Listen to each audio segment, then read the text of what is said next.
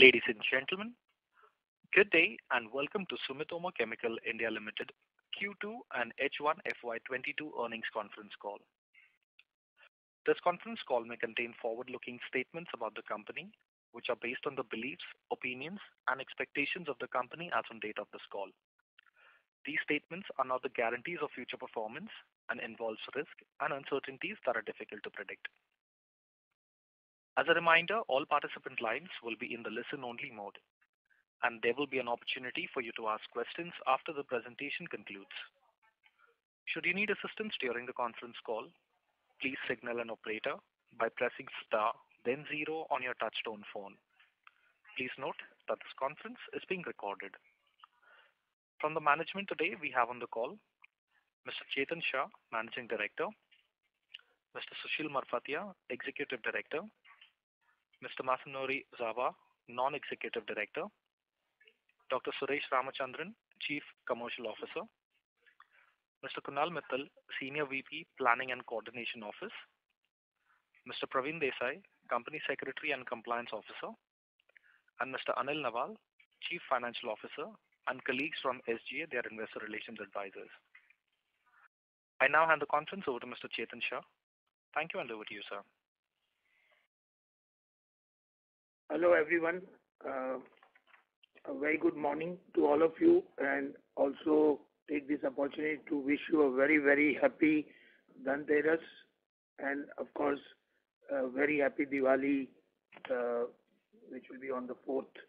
So all the best to all of you. I will take you through briefly to give you an overview of agri-inputs industry landscape. Indian agrochemical industry faced multiple headwinds in form of erratic monsoon, distribution, input material shortages, and shipment delays in Q2 financial year 22.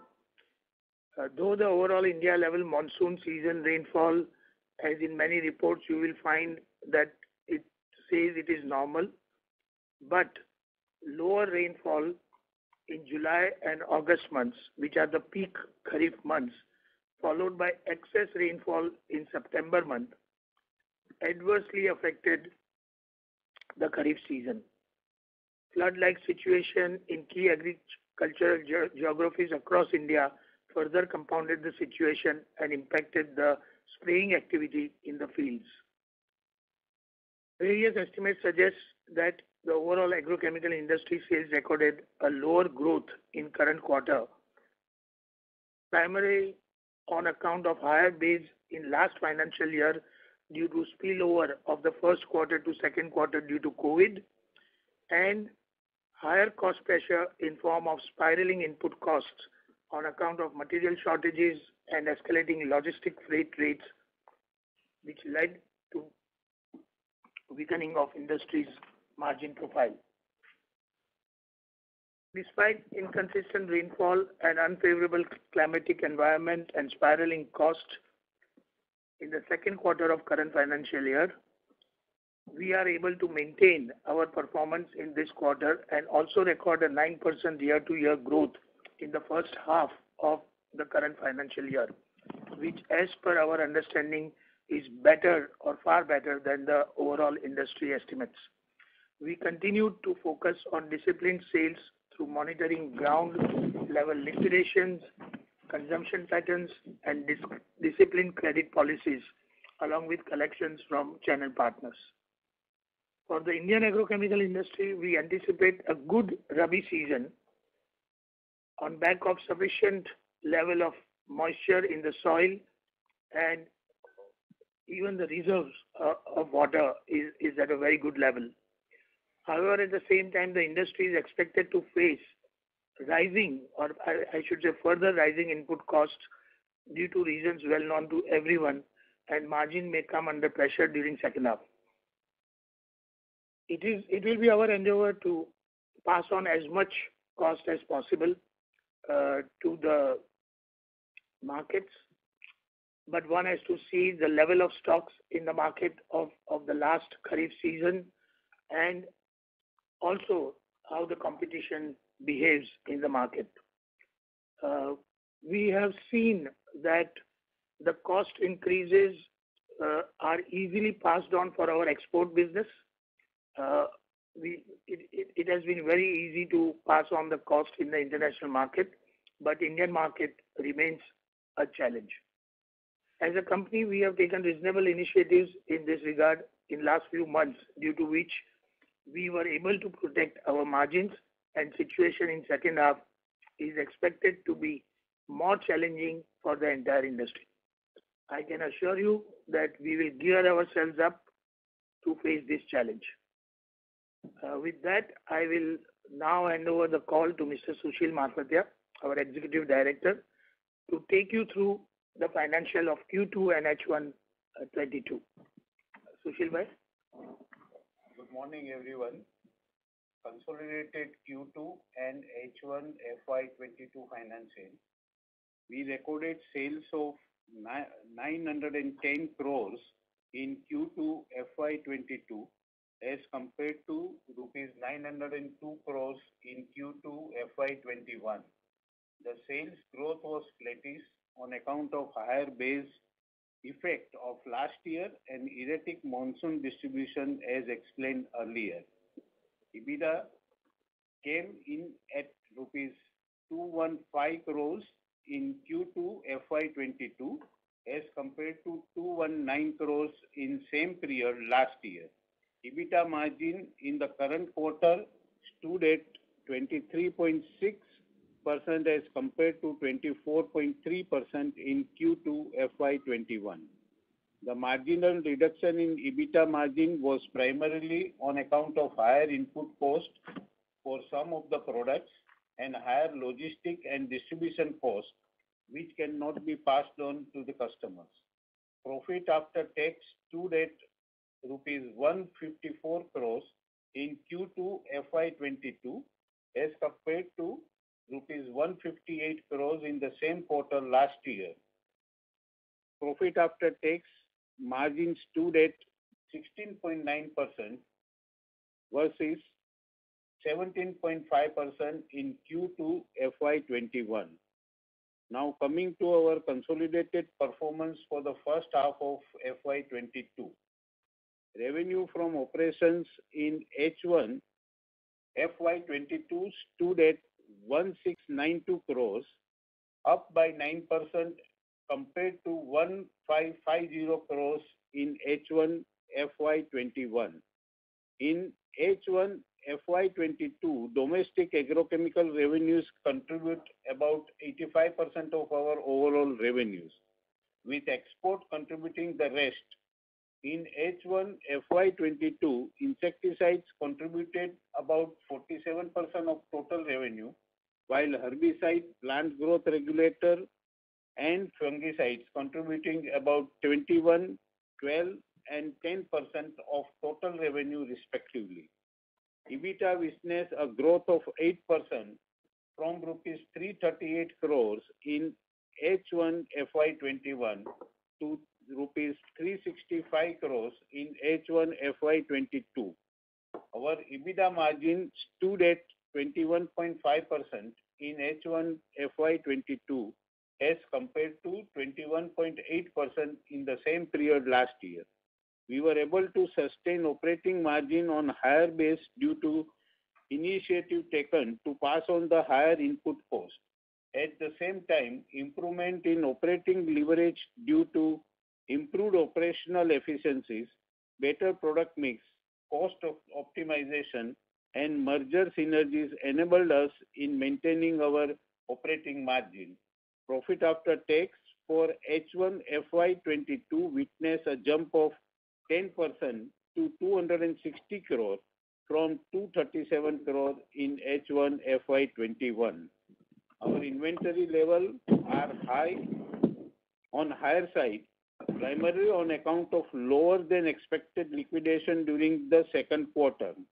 However, this could provide buffer against unprecedented input cost increase in the current challenging environment.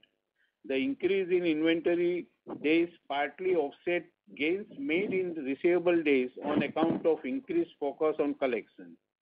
During H1 FY22, our collections were rupees 1875 crores as compared to 1764 crores during H1 FY21.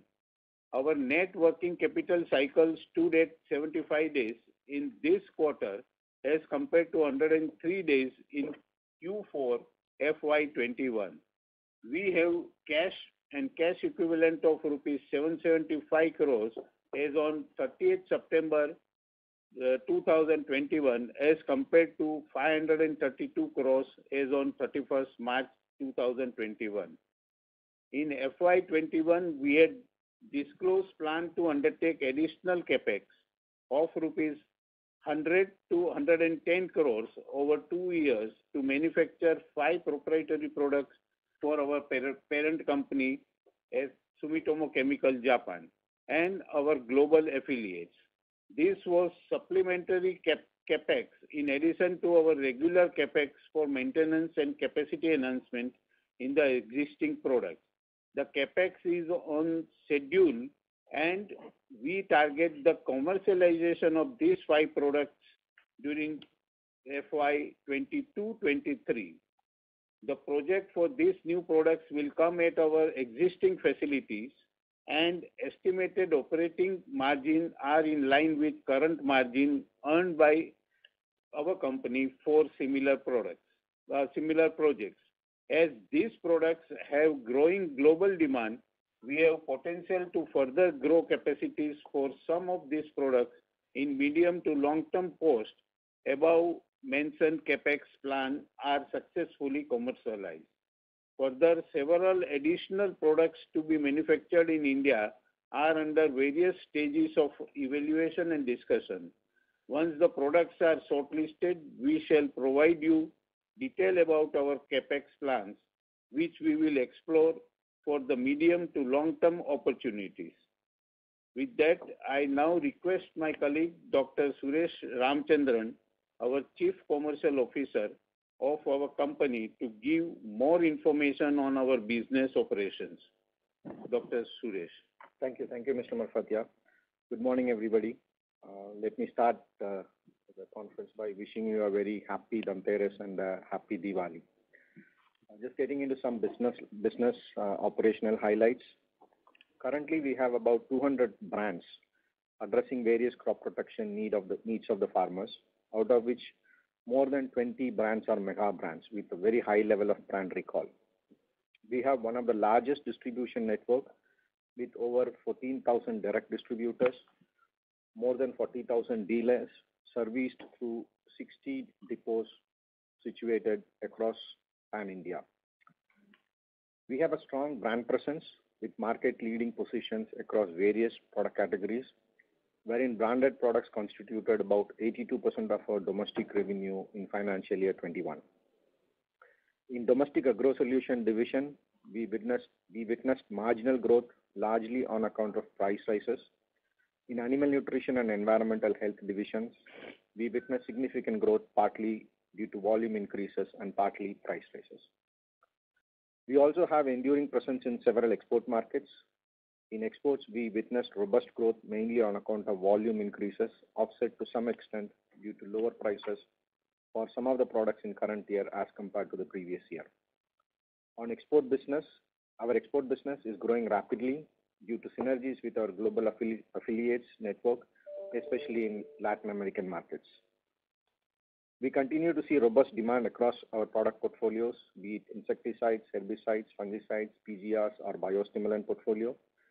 We expect to gain market share from unorganized players, mainly on account of our high level of quality of the products and customer services that we offer to our entire range of customers, our strong supply chain network, and strong branding of our products. We aim to focus more on high growth, stable and high profitable segments such as herbicides, plant growth regulators, and biorational products. We plan to increase contribution from PGR segment and have increased product offerings for both Kharif and Rabi season as well to reduce seasonality in the business. Our direct connect with farmers through extensive field promotion activities is an enabler for them to have access to the best farm management practices and to maximize the productivity to run more efficient agribusiness. This also helps us building our end customer loyalty and contribute to a strong business relationship and obtain real-time feedback. We have further strengthened, I should say, digital marketing as a parallel support to a traditional marketing system to create awareness about our products and educate farmers in best farm management practices.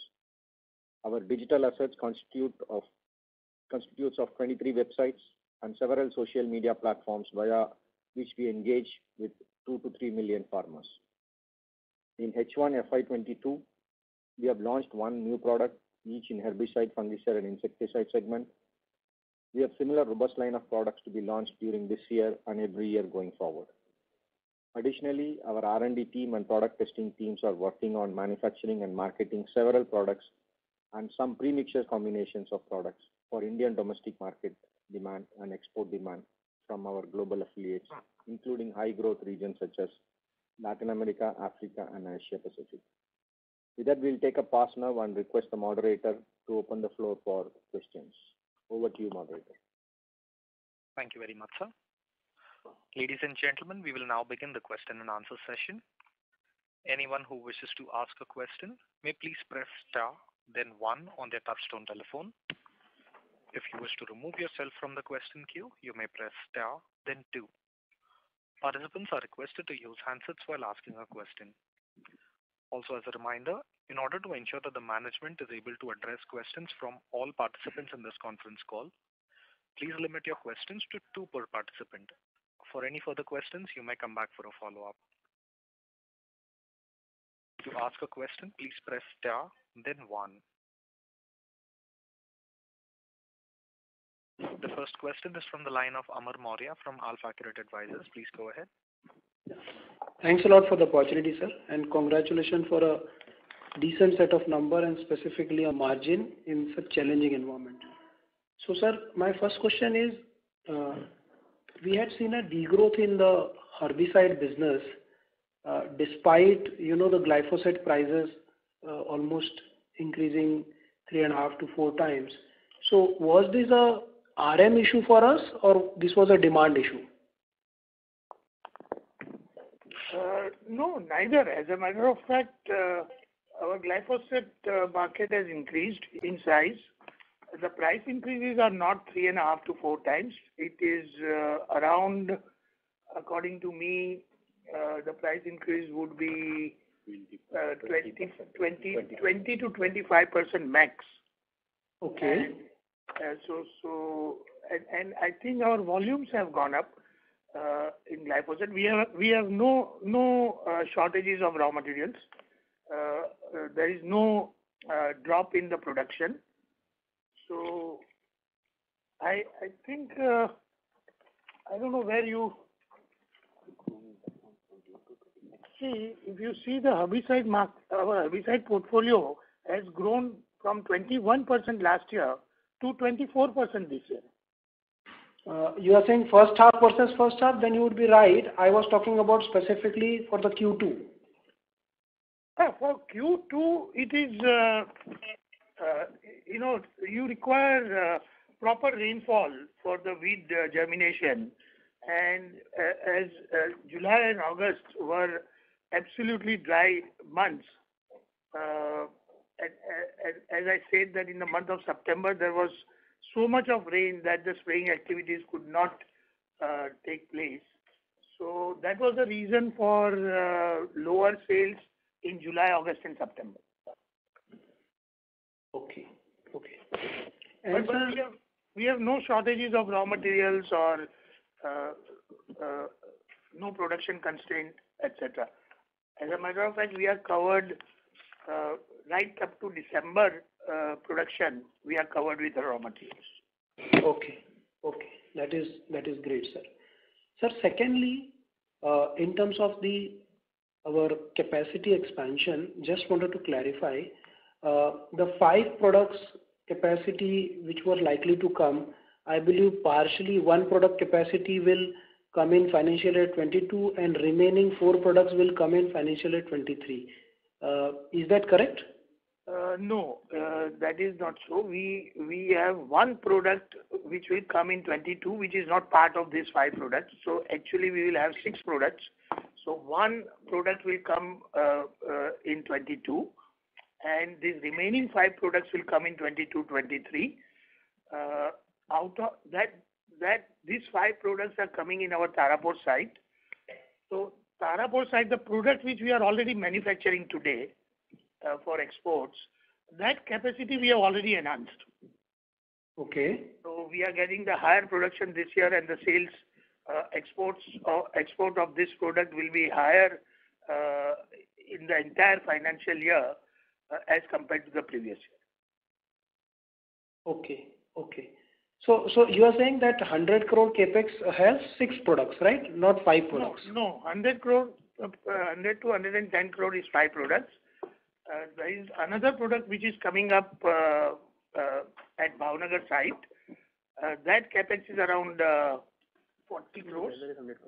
Everything together is 100 crore, you are right, I think. Yeah. So that 100 crore capex, I think as Shasan mentioned, I think one existing product which we are already producing at Tarapur, that has already come in this year.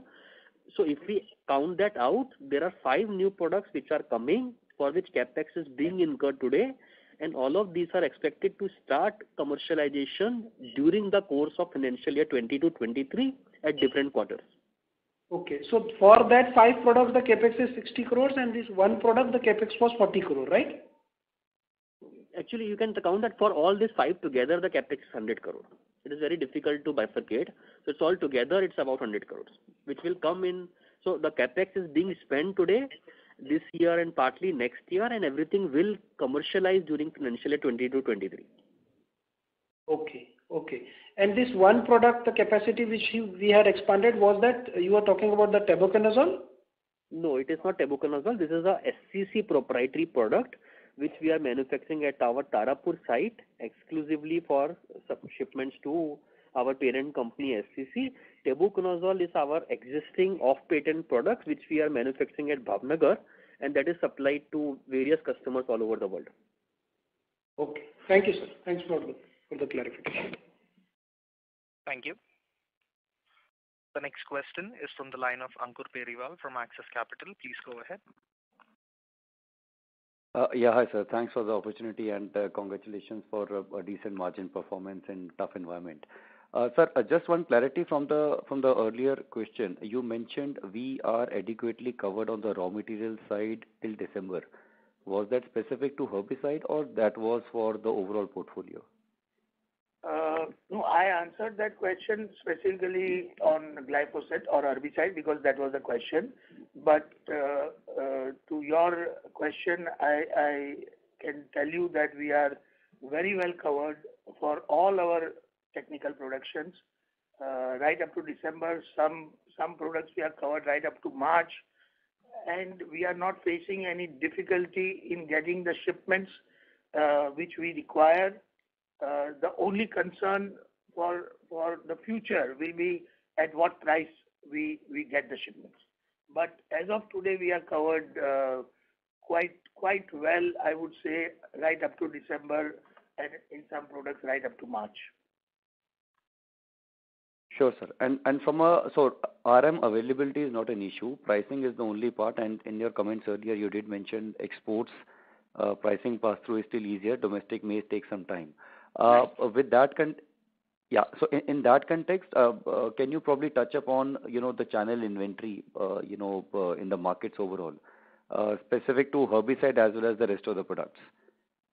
No, so that as I said, that is a big challenge. I think there is overall inventory level is high, which we expect that it will be disposed of by December, because the Rabi season will start now November onwards.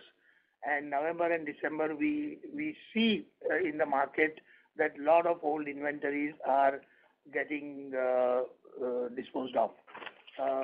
Just to give a very small example, at the end of October, the whole of October we could not sell the glyphosate because we had increased or we had passed on the increased cost to the market. But in the last week of October, we saw a very good demand of our brand at a new price. So which means that the inventory is slowly getting liquidated. But overall situation of inventory is bad because of the failure of Kharif season. Sure, sir. That's helpful. And just secondly, on the export side, now, while I agree that probably on a quarter-on-quarter, I'm not too sure whether we should look at the export numbers there. But the quarterly run rate here has increased.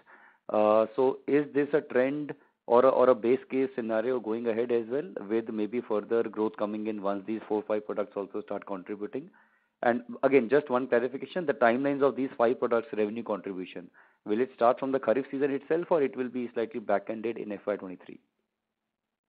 Okay, so yes, you are right. Export has increased, and we see very good growth in export even in the second half. I think this is a sustainable model. It is not a one-time situation. It is very highly sustainable because we are now exporting the products for which we have got new registrations. Like our chlorpyrifos is doing very well in Brazil because of our new registration. We have aluminum phosphide registration in Brazil now. We have our aluminum phosphide registration in the USA is also on the way. It should come very soon. And we are seeing a lot of demand of our generic products in Brazil and Latin America markets. So it's a highly sustainable business model, and we hope that this will continue to grow. Or we are rather confident that it will continue to grow. And to your second question, the timeline for this 5 products, I think one of the 5 products is a little ahead, a little earlier. So it will come, production should start in the beginning of financial year 22-23. And the remaining 4 products will come probably in the 3rd and the 4th quarter production. So that is the scenario. Sure, sir. Very helpful. Thank you, and wish you a very happy Diwali. Thank you. Thank you. Same to you. Thank you. The next question is from the line of Satish Ramanathan from JM Mutual Fund. Please go ahead. Good afternoon, sir. Sorry, good morning, and happy Diwali to all of you. I have just one question. We are seeing this reports of fertilizer shortage in the country. I just want to understand if the crop area would drop because of that and consequently demand for our products. I just wanted to understand how bad is the situation as compared to what we read in the newspapers. Yeah, fertilizer shortage, yes, it has been widely covered in the media for the last few days. And, I think China situation is also contributing to this to some extent. But having said that, I think government is putting all the efforts to ensure, each of the state government to ensure the fertilizers are supplied. I don't think there is going to be a dramatic change or significant change in terms of cropping area or cropping pattern. Even today in fertilizer, the usage is more. Probably it's a blessing in disguise. Farmers would be forced to use a little bit lesser than what they would normally do. And in my personal view, I don't think it's going to dramatically change any cropping area. Because we are seeing stories of farmers fighting and all these kind of things. So just wanted to know, on the ground across India, you feel that we are comfortable, not comfortable, at least there is supply when required. Yeah, as you said, I don't think we are at a comfortable situation like what used to be in the previous years. But for sure, I don't think it's an alarming situation. Yeah, I know you see reports in the media, but I have seen myself, traveling in some parts of the country over the last couple of weeks. There's a concern, but not to the extent that it would impact the cropping pattern. Okay, and this will not necessarily impact our pesticide sales or anything of that sort? No, I don't think so. Okay. Fine, sir. Thank you very much and wish you all the best. Thank you. Thank you. The next question is from the line of Kapil Agarwal from Lotus Capital. Please go ahead. Yeah. Hi. So I have two open-ended questions. One would be, looking at the agrochemical business in India, there is no doubt it's heavily fragmented and commoditized in some areas. So are you seeing any industry gaps in products or geographical distribution that you're identifying and targeting? And if so, could you give a little detail into how you go through this process?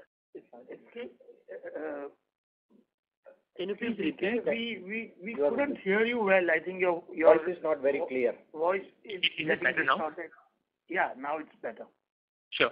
So, looking at the agrochemical business in India, it's heavily fragmented and in some cases commoditized also.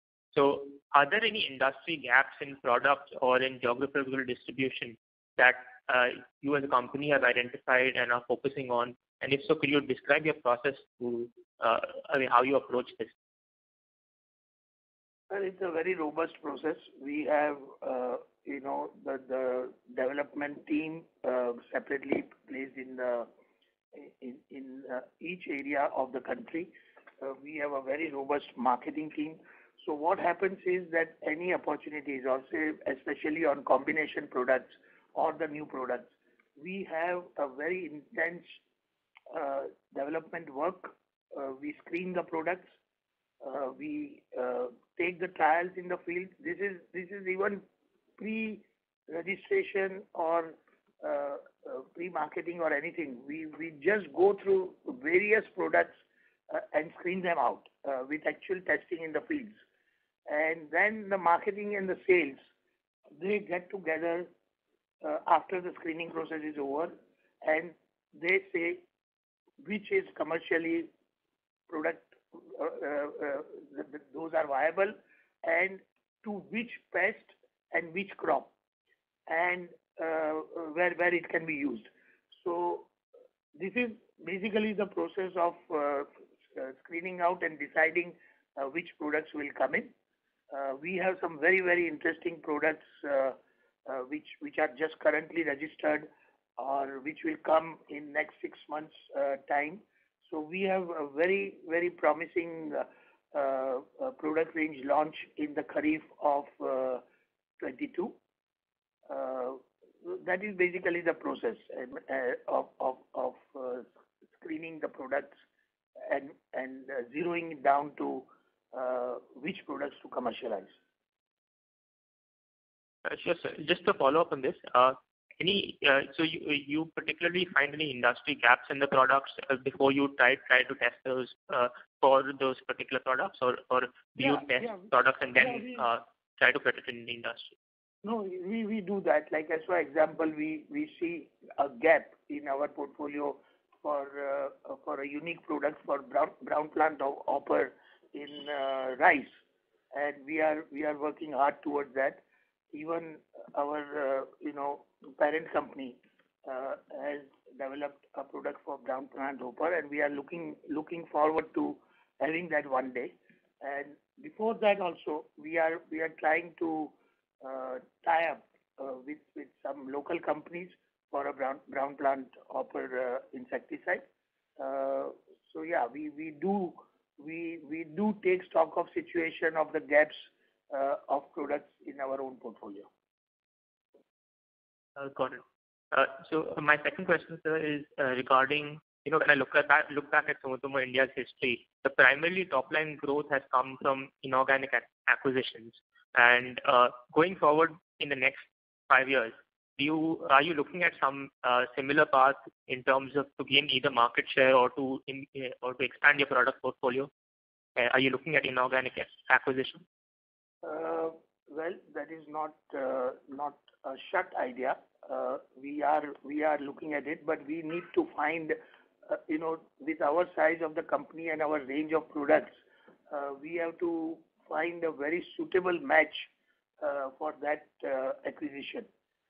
It is very much on our minds, and maybe the acquisition can come not only through another agrochemical company, but even the related agro activity companies like the delivery systems is going to be very, very important in next 5 to 10 years.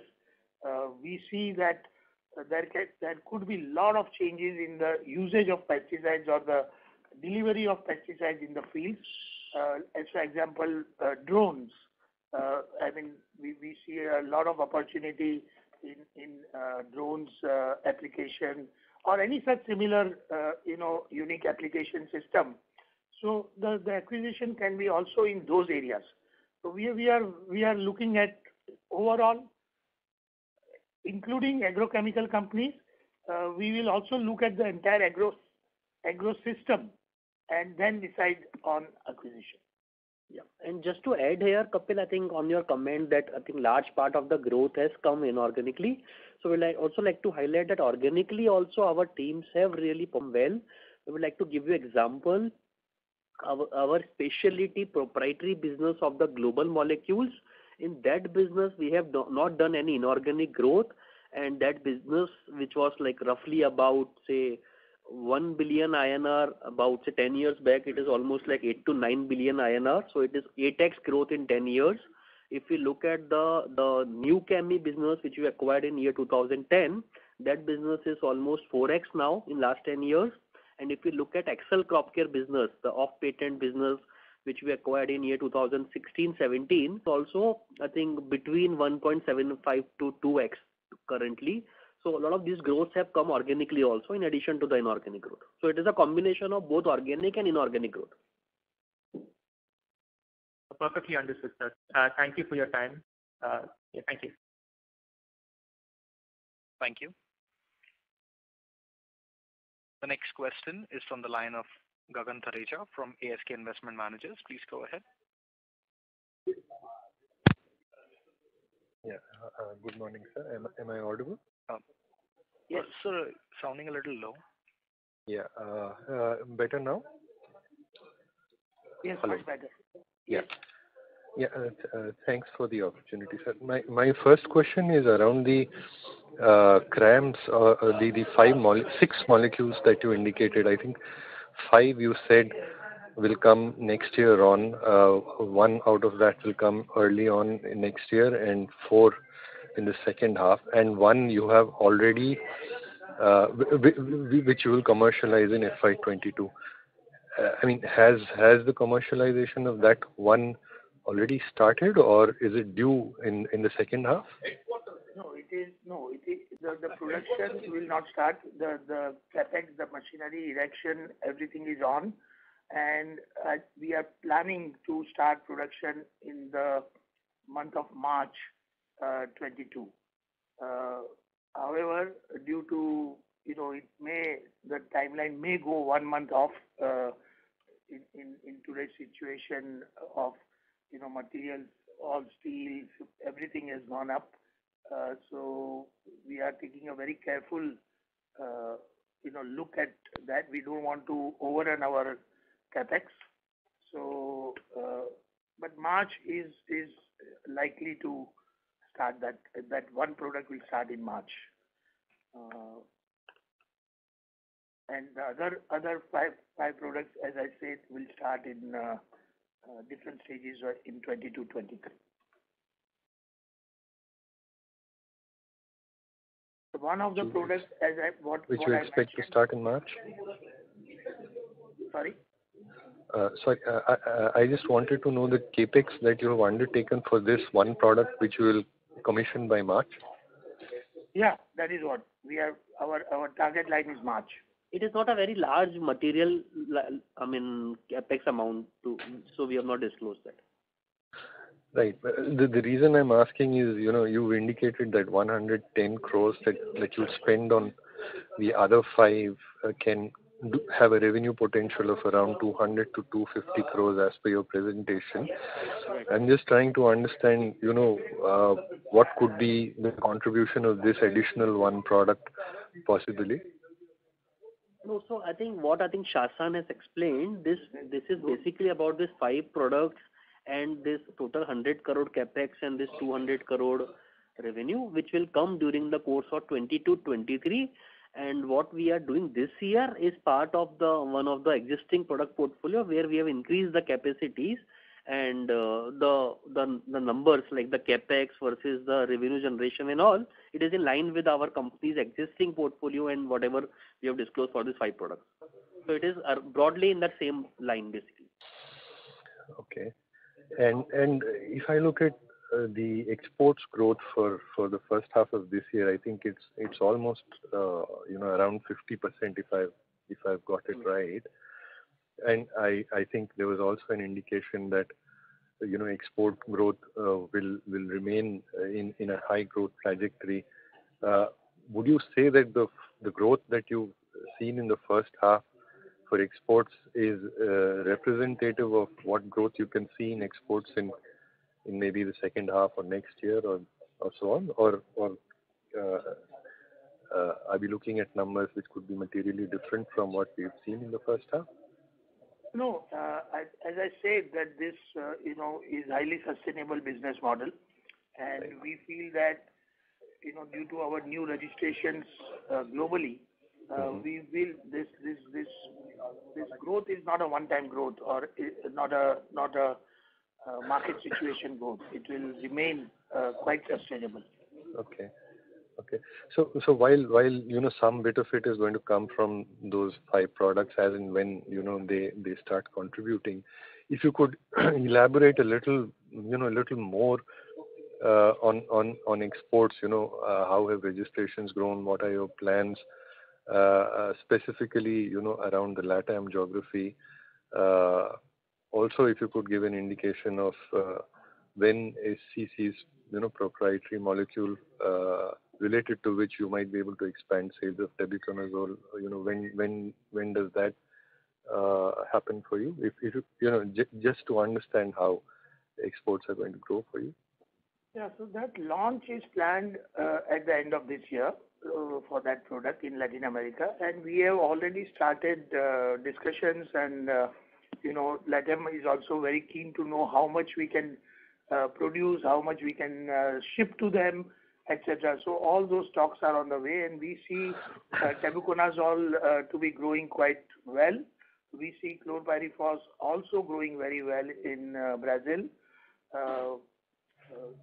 We have another product which we have started, fluroxypyr, which we have started producing, and that is also very high demand in Latin America.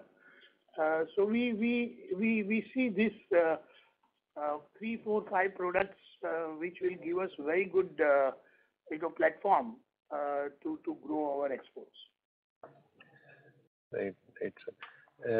And is it also possible to understand, if one were to say look 3 to 5 years out, what could be the salience of exports in your total sales? Today, I think it stands at 17 to 18%, but since it's going to grow faster, if you could give some idea as to where what we should think of sales composition with a view to exports, maybe 3 to 5 years out.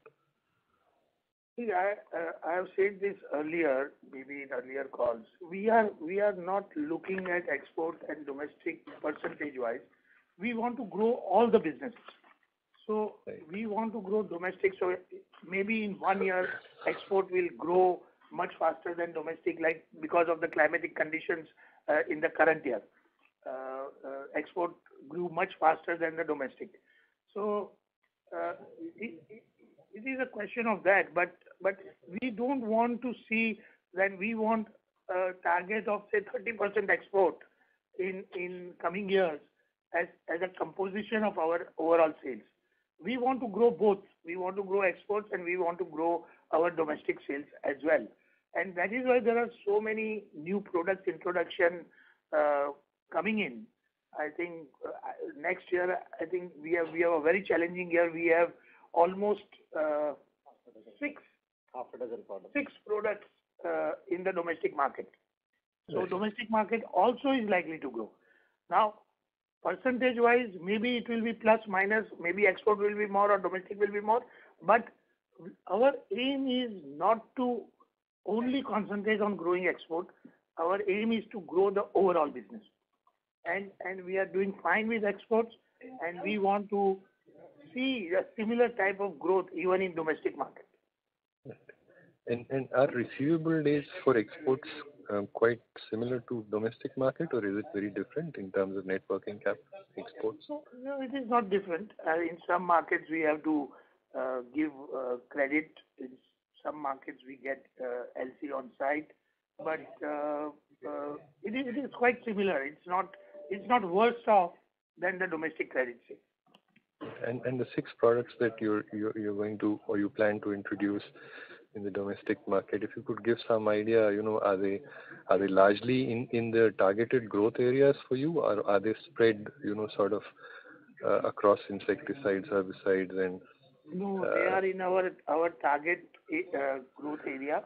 So I think 2 or 3 products are all biostimulants, which will be as a part of our strategy. We want to grow biostimulants in India. So almost 3 products out of 6 are biostimulants, and just to add, these are some of the products maybe in the same segment, but the better superior performance compared to the existing products in the market. That will help us to grow. And like Mr. Shah mentioned, a couple of products are in the biostimulant segments, which are growing, very nicely in the country. Right. So final question. I mean, the overall, if you look at the overall market for crop protection in India, it tends to grow across cycles at a very steady 5 to 8%, if I've understood it well. And obviously, the underlying segments in insecticides, fungicides, and as you say, biostimulants and plant nutrition and so on, have different addressable market sizes and different growths. If you could give, some idea of how, the different segments are sized and generally, what's the growth trajectory in these underlying segments, it would be of great help if you could do that. See, Indian pesticide market is about, somewhere around $2.8 billion. Roughly 45 to 47% is insecticide, which is the largest one. I would say growing about 6 to 7% because the base is large. Right. Fungicides and herbicides are almost equal, approximately $500 to $600 million each, growing at about 10-12%. It again depends on the year. On a long-term average CAGR, if I look at it, somewhere around 10 to 12%. The base is low, and also because of the labor, non-availability of labor, and also availability of labor at the right time is getting more and more challenging. That's why herbicides tend to grow a little bit faster than fungicides. So PGRs or biostimulants, what we call, roughly contributes about 5 to 8% of the market. Probably because of the small size, it's going at about 15 to 18% per annum on a CAGR basis. And from a crop standpoint, your exposure would be outsized to any 2 or 3 particular crops? Obviously, in India, the biggest crop, pesticide consuming crop is rice. So naturally, we have a strong portfolio and strong presence in rice, and that's probably contributing to a significant portion of our revenue. Followed by, fruits and vegetables, growing fast, very fast market. And then cotton. Still, cotton is the biggest market in India. So these 3-4 crops, and then, you have rest of the crops like soybean, wheat, groundnut, those are the other crops. Thanks a lot, sir. I'll get back in the queue.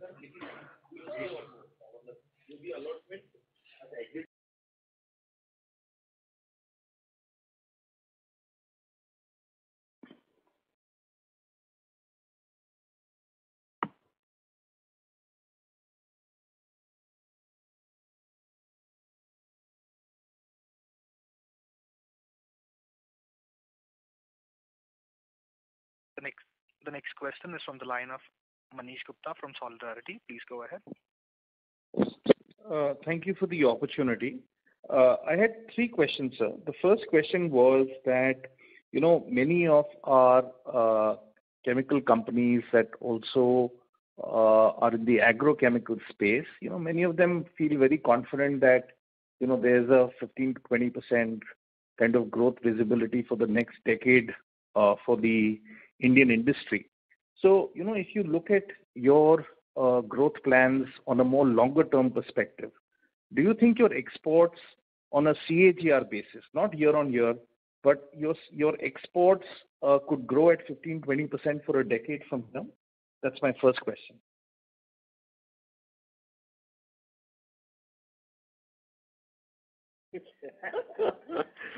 Well, yeah, we are looking at it. See, we are in the process of getting registrations in multiple countries across the globe, and hopefully those markets will also have to respond. Growing in that respect. Yes, we have plans, and it's very difficult to put a percentage for over a period of 8 to 10 years. So our endeavor would be, yes, we want to be better than the competition and delivering the growth. So it's I don't know if you can answer. I was just wondering, sir, whether you found my numbers too conservative, and that's why you were laughing. No. We were not laughing at that. I was just telling Suresh that, now this is the target for you. That's why we were laughing because of that. Okay. My second question, sir, was that, given that a lot of your exports are actually going to Sumitomo, how do you think about pricing of this? How much margin is retained in India? How much margin is retained overseas? How do you guys arrive at that price? No, see, our pricing is absolutely at arm's length, and it is all the pricing, whether it is Sumitomo or our own subsidiary or wherever, whatever we do is put up to the audit committee, and they look at the arm's length and all those parameters, and only that. So we keep it's not a crime type of a situation. It is buying and selling. But since it is to a related party, we make sure that our pricing is as per our normal norms. And we would not be selling cheaper as compared to what we would sell to other parties. And they are not going to pay us any premium than what they are going to get from other suppliers. So it's absolutely at arm's length and very clear-cut understanding with the parent company. And like Brazil prices are decided between us and Brazil. Japan does not even come into the picture. So it is purely the buying selling economics. Whether they can afford this price, whether we can afford the price to sell, and whether it is at arm's length or not. So it's a very clear-cut policy. And currently, sir, Brazil would be importing mainly from China. Would that be a fair assumption? Yes.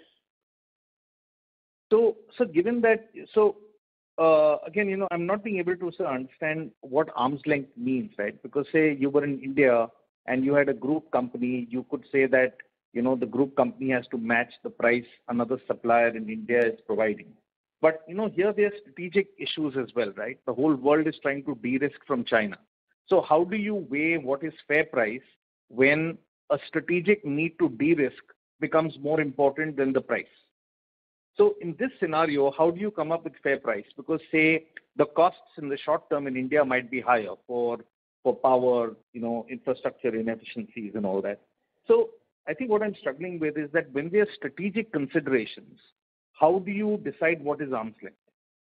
No, arm's length is very clearly decided. Like suppose if I am selling product X at price Y to somebody, and if I have to sell the same product at Y minus something, that is not at arm's length. So it is not that we are selling our products only to Sumitomo Group or affiliated companies. We are our entire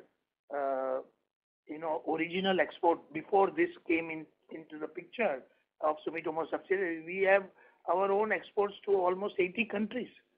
So we have a well-established prices. Now, of course, there could be some compulsion somewhere at the time of seeing the volumes or seeing the, how far the commitment of purchase is there, what are the quantities, etc. That can be another consideration. But by and large, we make sure that it is at arm's length. So similarly, the arm's length will also apply to the company in Brazil. So they also cannot buy at a price higher than what they are going to get it, say, from China. Of course, there is always between China and India, there is always some premium. So we have always, throughout the years of our exports, we have always got some premium over the Chinese price. Now that can be because of quality, because of the faith, because of the services, because of the commitments, etc., etc. You can't get the same commitment from China as compared to us.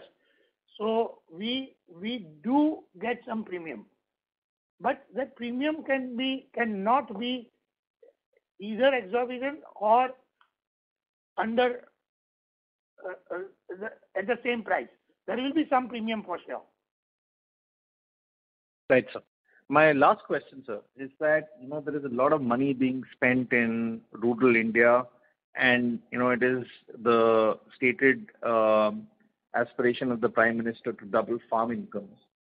My question is that, do we see an S-curve effect playing out where spending on agri inputs could actually step up in this decade as farmers get both more educated and also have more incomes to reinvest back in their farms?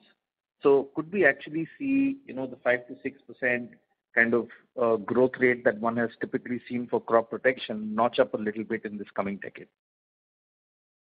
Yeah, actually there are two aspects to it. One is the reason which you have mentioned. Of course, is very valid that the growth can come because of that, and the second reason is that we are at such low consumption per acre of agrochemicals that with the export markets of the crops like vegetables, fruits, other things, as the export market grows and farmer gets that open market or the produce that can be exported, or even find a better sales price in domestic market, the consumption of pesticide is likely to go up. That is what the general feeling of ours is. So the question is that, do you think this growth rate will notch up over what it is right now, or the same growth rates will be maintained? I think it can go up. Yeah, it can go up for two reasons. One, probably the input usage will increase, like Mr. Chetanbhai just explained. And also, if you look at a long period of 10 years, many new technologies would come. Obviously, those new technologies would be, is going to be a little bit expensive than what the current technologies are. So on account of value as well as the treated area, the overall market size would increase over a longer period of time, maybe 5 years, 10 years. Okay. Thank you, sir. Thank you. The next question is from the line of Prashant Biyani from Elara Capital. Please go ahead. Sir, in the last 1 month, we have seen a decent amount of price increase in glyphosate and other products.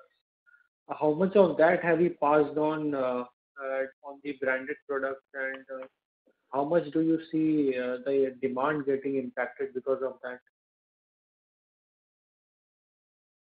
Well, actually, we have passed on the cost increase to some extent, not 100% yet. As at the beginning of the conversation, Mr. Chetanbhai mentioned that there was the season was not good. The consumption, especially herbicide, did not go off well, and there was inventory in the market of glyphosate. If you're talking about specifically glyphosate, so there was initial, slow pickup of our product, but towards the end of October, last, I would say 1 week to 10 days, our new price is getting accepted because the old inventory is getting exhausted in the market of all the brands of glyphosate. So going forward, I'm sure, it will pick up further in the coming months. We are not concerned or worried about passing on the cost as of today. Whatever cost increases of the raw material prices, not only raw material prices, but you are surely aware that all the metals like tin or aluminum or HDP or LDP has gone up. All the packaging material like, even the paper prices have hit the roof. A lot of cost increases are there. One besides the raw material price increases from China. So we have, as of today, we are not worried that we will be able to pass on this cost increase or not. We have passed on the cost increases. The real challenge is going to be about the price increases which will come in the fourth quarter, which will have to be sold in the Kharif of 22-23. That is a real challenge. So that price increase also, we'll have to see on the basis of how Rabi season goes this year. The Kharif will depend on that. So there will be a lot of cost increases which will have to be passed on even in the Kharif of 22, besides whatever we have done so far. Right. And so for the domestic business, how much was the volume growth or decline in quarter two? Volume growth was how much down? His question is, how much was in Q2 volume growth down? Volume and price, you had that. H1 was the Not H1, Q2. Q2. I don't think.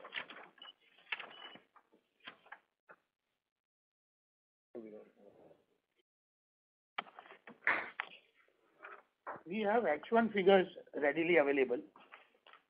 That will do. Yeah. So H1, I think if we look at the agro solution business, I think broadly our volumes are in line as compared to last year, and most of the increase is coming from the price increases. And in the animal nutrition businesses, we have excellent growth in both volumes and prices. So is in environmental health EHE divisions also. In exports, we have, I think, very good volume growth, about almost 30 to 35%, but there was some bit of a price reductions in some of the products in exports market. Overall price variance in exports is negative, but volume variance is there. The price variance is negative because the tebuconazole, one product, single product, the prices had gone down significantly as compared to previous years. So, but at the same time, the cost also have come down. So, but when you see the figures, comparable figures, then you will see the little bit of value drop. Okay. And sir, while on the branded side of the business, we will launch 6 new products next year. On the technical side, how much molecules have we commercialized this year, and what are the plans for next year? No, these are basically imported from our affiliate company, Valent Bioscience in USA. 3 products are coming from there. And one product is, of course, the Indian manufacturer. Other 2 products also will be Indian manufacturers, which we are tying up for supplies and marketing. But 3 products with biostimulants I talked about, they all are from Valent Bioscience USA. So my question was on the technical side, how much molecules are we commercializing this year and next year? So Prashant, the technical side for manufacturing point of view, whatever commercialization are we doing this year and next year is all related to the SCC's proprietary products in the off-patent segment. Right now, immediately next, say 12 to 18 months or 2 years, there are no products. But in a medium term, say between 2 to 5 years, there are some products which are under R&D and process development. Okay, and so lastly, our parent procures tebuconazole from one of our domestic competitors. Now, going forward, will the volume of take from that company remain as it is? Or now that we are manufacturing tebuconazole here in India for a long time, is the parent going to procure all this requirement of tebuconazole from us? Oh, they are free to buy from anywhere, right? They have got existing suppliers, but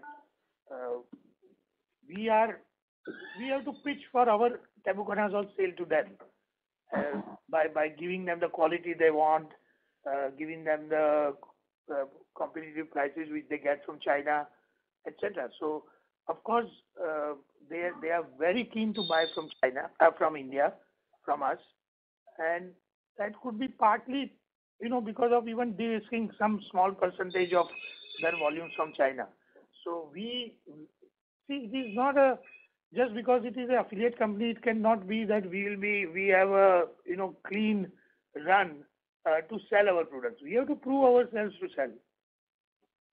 We have to be in line with competition. No, that's true. But sir, we are already selling some of the tebuconazole. So I would assume that we are. Yes, our tebuconazole volumes to Brazil are going up. We are seeing the increase in the volumes and even the indications which they have given us for next 1 year. We are talking about a very, very healthy, good volumes, much higher than what we have been supplying. So that is all in place.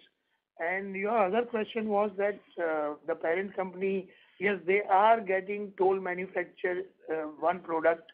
It's a fungicide which they are procuring from outside, and we have no plans or we have no we have not seen to get into that product.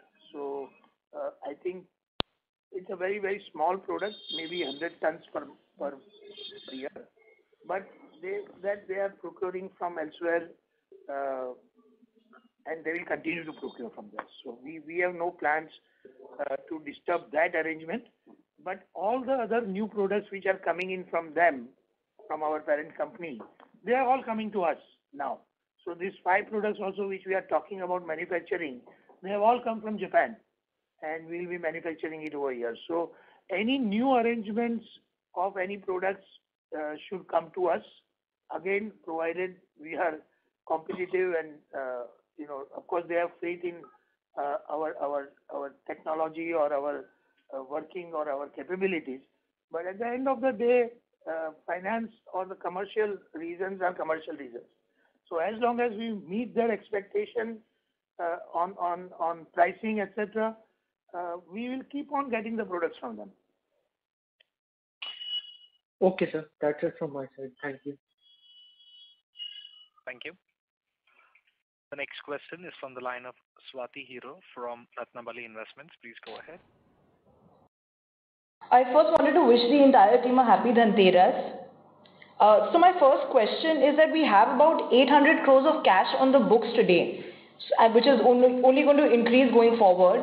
So I just wanted to understand what would be our capital allocation and our dividend distribution policy going forward. The dividend, happy Dhanteras to you too. The dividend policy is very clear. It is on our website, and you know that our capital base, right from Excel, crop care to now what has happened, and dividend policy will be, we'll follow our dividend policy which is on our website. And as far as what we are going to do with 800 crores, yes, we are looking at expansions. We are looking at, as I mentioned, that even inorganic growth, it will come in handy. Also, I think in our business, I firmly believe over a period of last maybe 15-20 years that in our business, cash is the king. And I think what I just mentioned on our inventory levels, many products right up to December production, many products right up to March, and things like that. That can only happen when you are sitting on money. I cannot borrow money, pay interest, and then do all these things. It is impossible to do it. So I think cash is coming in quite handy to us, and we'll see some benefit of having this cash in terms of our cost being under control, or we'll not have to get entangled with this, funny prices of China as of today. So I think there are 2-3 avenues to utilize this cash, including inorganic growth. Sorry, just a small factual correction. The amount is 775 crore as on 30th September, not 800 crore. Just for record. Yeah. Yeah. My second question is that Sumitomo Japan, in one of their conference calls in somewhere around December 2019, they had mentioned that they have potentially found a substitute for glyphosate in the A2020 pipeline. Would you be able to shed some light on or any update on that? No, this information is correct. They have a product. It is in a very initial stages, and we will get access to that product as and when they are about to commercialize. So we are also looking at that product because 5 years down the line, if there is a replacement of glyphosate, it will be very good for us. But Sorry, as Shashank mentioned, I think this product is, expected to be very long-term product. So, I mean, we do not know the exact timelines, but maybe you can say 5 years or 10 years or something like this. But it is not going to come in short to medium term. All right. All right. Thank you. The next question is from the line of Saurabh from Asian Market Securities. Please go ahead. Thank you for the opportunity. So first, I just wanted to know what is the investment we have made in the 2 new land parcels, what we have purchased, and any capex outlay we have finalized for on those lands? So for this first question, what you mentioned, I think the total investments which we have made for these 2 land parcels is in the range of about 70 to 80 crore rupees in INR, which has already been completed. And for the further utilization of these land parcels, the plans are under evaluation, but nothing has been finalized. And as and when it has been approved or finalized, we will make announcements. But so far, I think it will still take time. These lands have been taken to secure the future expansions. And the 5 products which we have already announced, they are coming at our existing sites, as Mr. Marfatia had explained during his speech. So in this new land parcel, we are looking at the products which are going off patent in 2022, etc. Lot of work our R&D has already completed. We are in 1 or 2 products. We are at the registration stage. So these new land parcels will be used for that expansion. So the expansion after these 5 products, we are screening almost another 5 products for the Dahej land, which will be the next expansion after 22-23. So I think all our blueprints should be ready by 22-23, and then the expansion and that capital outlay will be finalized. Okay. So this new expansion at Dahej will be mix of the off-patented product and also for the few products for SCC Japan? It could be. So far we are, these 5 products have come from Japan. Now we will, during next 1 year, if they want us to give some additional products, we can always think of putting that up along with our R&D pipeline projects. We can put up in Dahej as well. So Dahej is a large land. It is as big as our Bhavnagar site. So we will have a lot of opportunity to make a lot of products over there. Okay. So the second question on this 5 products. So we have mentioned about 200 to 225 crore revenue from this 5 products. But just to understand, what is the total revenue size for the SCC from these 5 products? I think they have given us the quantities of these 5 products, whatever they are making, because what I believe is that they are going to stop production of these 5 items in Japan, or 4 items at least they are going to stop, and 1 product which they may continue for some time. So 4 products they have given us the total requirement of Japan, and one product is part requirement. Okay. And last one on the new launches. So of the 3 new launches, how many were in 9(3) and what number of products came in from the parent portfolio? So out of 6 products which we are going to launch, Already launched. already launched, you are saying? Yeah, already launched. 3 products what we launched. Which we mentioned. Oh, this one. So yeah, so for these products, I think basically the total revenue in the first half of the current year of these 3 products is about 22 crores. And if we look at the products which we have commercialized in last 2 to 3 years, the total contribution from these products is in the range of about 180 to 190 crores, which is almost like 11% of our total revenue. So how many products of these new launches has come from the parent portfolio? So I think in the last 6 months, in the first half, I think none of these products are from parent company, and these are in the pipeline for the second half and next year, as Shashan and Dr. Suresh mentioned earlier. So in current year, I think most of these launches are, I think, not from the global portfolio. Okay. Thank you for your time and happy Diwali. Happy Diwali. Thank you. Thank you. Ladies and gentlemen, we take the last question from the line of Dhavan Shah from ICICI Securities. Please go ahead. Yeah, thanks for the opportunity. So I have a question on the gross margins front. If I look at these quarterly numbers, the specialty revenue was up by around 80% and the generic revenue was down by around 8% on YY basis. But if I look at the gross margins, it declined by roughly 90 basis points on YY. And if I am not wrong, I think we also built up inventory at the end of March to cater this Kharif season. So I think the old cost inventory should also be there. So I just wanted to understand these negative variance in terms of the gross margins, if you can help. And also, I mean, what is the gross margin differentiation between generic and specialty portfolio? So in specialty group, there is no China effect or no price increase effect. So whether we have inventory in the month of March or April or May or June or July, that inventory, our cost is fixed for the year, and there is no escalation of pricing on the specialty front. So we will not get the advantage of low cost and higher prices. That's what I mean to say. It's all on a fixed annual price that we get specialty portfolio.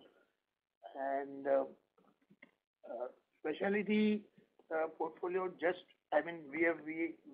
whatever we are seeing little bit of downfall is in margins or anything is only purely due to climatic conditions which we had to face this year. There are no other reasons. Okay.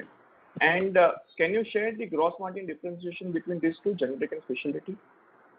There will be a lot of difference because specialty will be around 40% plus, whereas generic would be 27-28%, close to 30%, but okay. Well, there might be some differences, but similarly, the specialty and the proprietary molecules require more investments in terms of the manpower and a lot of extra efforts. And overall, I think at the net profit level, the margin is not as, I think, high. The differentiation, there is a differentiation of say 3-4%, but not significant difference at the net profit level. Okay. So given this specialty are on annual contract basis, so the price revision would be from the next January calendar year, or no, how is the price revision? It is April to March. Okay.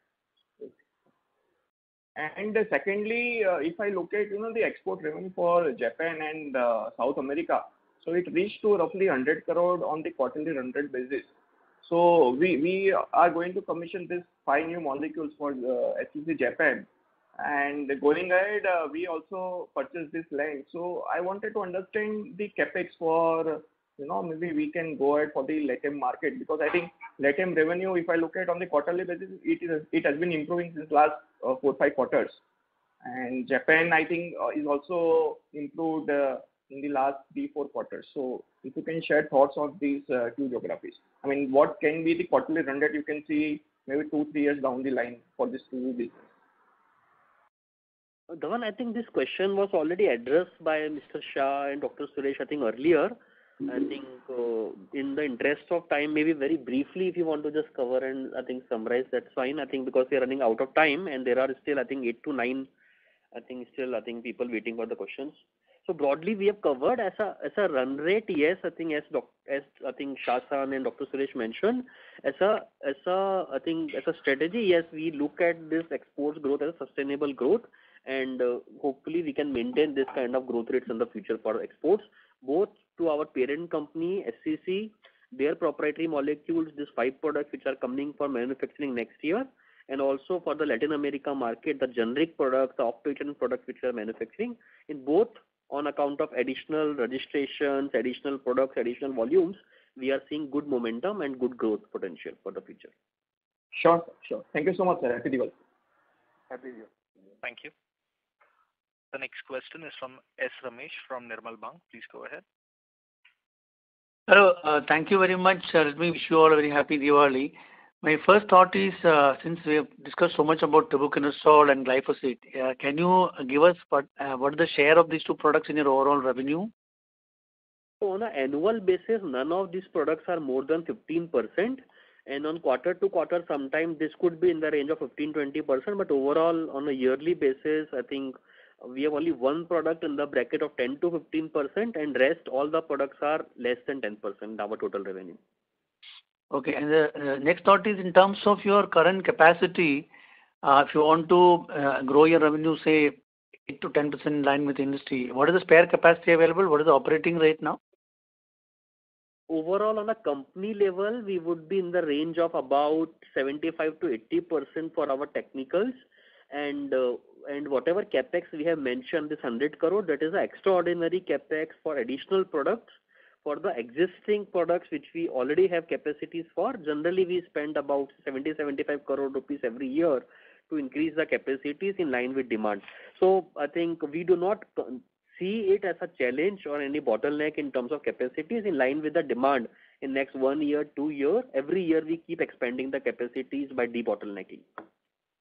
Okay. So just one last thought. You have the categorization of specialty and generics. So just to understand, because in the branded you give the split between exports and domestic. So in terms of specialties, how much of that goes into exports? So specialty business is largely a domestic business and not so much of the exports. Because these are the global proprietary molecules which get sold in India. So for these products, there is no exports currently, and even if the exports will be there in the future, as was explained earlier, this will be to our group companies for, I think, as in the form of technicals. So there is only one product in specialty group which we manufacture technically in our plant, which is exported to various affiliates of SCC. That will be around in the range of 80 to 100 crores. Okay. So in the generics, how do we understand the pricing power in generics? So if you're looking at the difference between specialty and generic, specialty you're saying is fixed rate. So the branded products, do they give you the higher, potential in margins compared to specialty? Is that the way it works? No, the margins are on the basis of at what price we can sell or what price the crop or the farmer can take it. So we have to go through farmer level cost of using our product per acre, and then the pricing is decided. So as I said that it will give us around 40% contribution, which is very much in line with major multinational products coming into India. That those kinds of margins are there. So that is what we are looking at, 40 to 45%, something like that. So yeah, that's on the specialty. So what I want to understand is you give this split between branded and bulk. So if you're looking at the potential for margin expansion in your company, see, do the branded products give you similar spreads compared to specialties, or is it somewhere between the 30-40% range? How should we read that? No, you are talking about specialty versus generic brands? Yeah. No, as I said, the generic brands would have close to 30%, 28 to 30%, whereas specialty product brands will get 40 to 45%. Okay. So the branded is basically generic brands. Okay. That explains it. Thanks a lot. And yeah, I appreciate it. Thanks a lot and have a good day. Happy Diwali. Happy Diwali. Thank you. The next question is from the line of Rohit Nagraj from Emkay Global. Please go ahead. Yeah, thanks for the opportunity. So the first question is in terms of margins. So you alluded that second half the margins may be under pressure, and if we have heard the commentary from the other domestic agrochemical companies, they have actually indicated that Q2 margins were the worst hit because of input cost inflation, and Q3 onwards there will be rather respite on the margins front. So just wanted to have the understanding about the industry saying, probably margins will improve here on because of the price hikes that everybody will start exercising. But we are alluding that probably will have some pressure. So your thoughts on the same? Yeah, I think what industry is talking about is establishing the prices, new prices, of which the costs have already gone up. That those costs is in the inventory. What I am talking about is what is not in the inventory, because the prices. Suppose if I compare my pricing of October, and if I compare at what price it will be available in January, February, March, there is a huge difference. So I am talking about passing on that cost. As I said, we are not worried at all about passing on the cost which is already in our inventory. That cost will be passed on. The real challenge is going to be that this very high price which will be coming in for the shipments in Jan, Feb, March, that will have to be also passed on, no, in addition. That is challenging according to me. Sure. That explains. So the second small clarification, just now you had indicated that we'll be having maintenance capex of 70 to 75 crores every single year for debottlenecking, some small expansions, etc. So normally, what is the kind of capacity which will get released in terms of, if you can quantify in terms of revenue potential from this 70-75 crores of ongoing maintenance capex? Yeah, see, over a period of just to give a small example, over last 3 years, we have expanded tebuconazole capacity from 65 tons to 130 tons. So it is already doubled. We are further expanding this capacity now from 130 to 165 tons. So per month I'm talking about. So that is a kind of capacity expansion. Then this fluroxypyr, we are expanding the capacity to 300 tons. From we were making nothing as a matter of fact. And this current year was the first year of our export of this product of some 50 tons or something like that, small beginning. But we are expanding it to 300 tons. So those type of capexes will always come. We have two sort of a multi-purpose plants. So even there, we try to keep on increasing the capacity of one product or product which is in demand. Like we have expanded capacity of quinal phosphate, for example. So these are the few examples of capacity expansions. All right, sir. Got it. Thanks for the explanation, and Diwali wishes to the entire team. Thank you. Thank you. Ladies and gentlemen, we take the last question from the line of Abhijit Bora from Sharekhan. Please go ahead.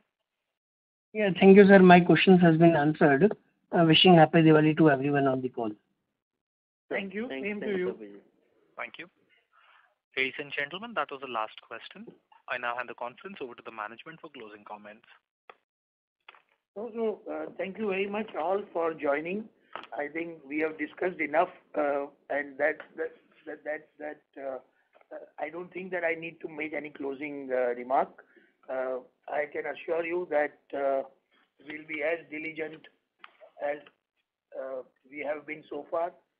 We'll look into every aspect of our business with the microscope, and we will see that we remain investor friendly, we remain compliant,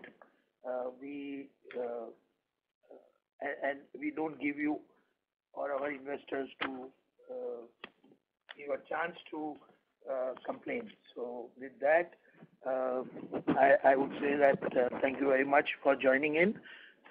Some very interesting questions, and I hope that we have been able to answer your queries. At the end, I would like to once again say Happy Diwali and prosperous New Year. Also, I would like to suggest that the COVID is, of course, the situation is much better than what we have seen in the past. But still, I will urge each and every one of you to be safe, wear masks, don't party very hard, and really be safe. I think we being safe also makes our family very safe.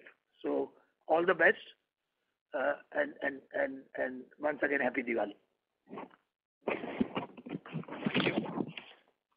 Ladies and gentlemen, on behalf of Sumitomo Chemical India, that concludes this conference.